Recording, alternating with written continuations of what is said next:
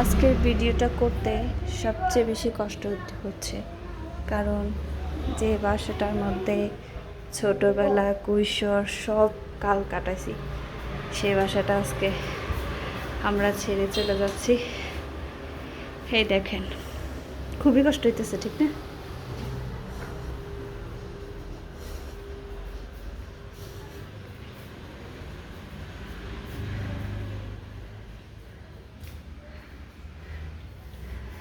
এটা আমার রুম ছিল, আমার কত স্বপ্নের, কত কত যত্নের, কত মায়ার একটা রুম ছিল। ফাইনালি তো এই রুমটা থেকে আমি বের হয়ে গেছি, তারপরে উপরে থাকাটাই আমার কাছে আনন্দের ছিল, কিন্তু এখন সব কিছুই স্মৃতি।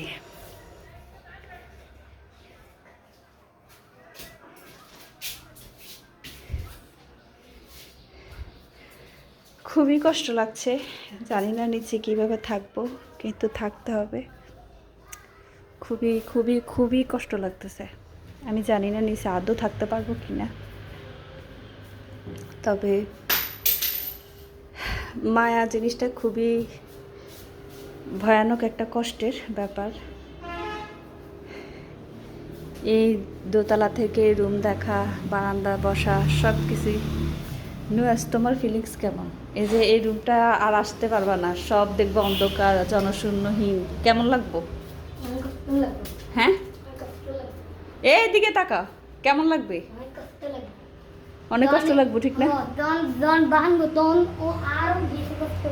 এই যে আসলে এদিক দিয়ে দেখতে, এদিকে সব মানুষ আর সব কেমন মানে খুবই খারাপ লাগতেছে, খুবই খারাপ লাগতেছে। আমার তো মানে আমার বেড়ে ওঠা, আমার শুধু জন্মটা বাদ, আমার বেড়ে ওঠা সব কিছু এই দোতলায়, আর আজকে সেই দোতলা ছেড়ে চলে যাচ্ছি। উফ,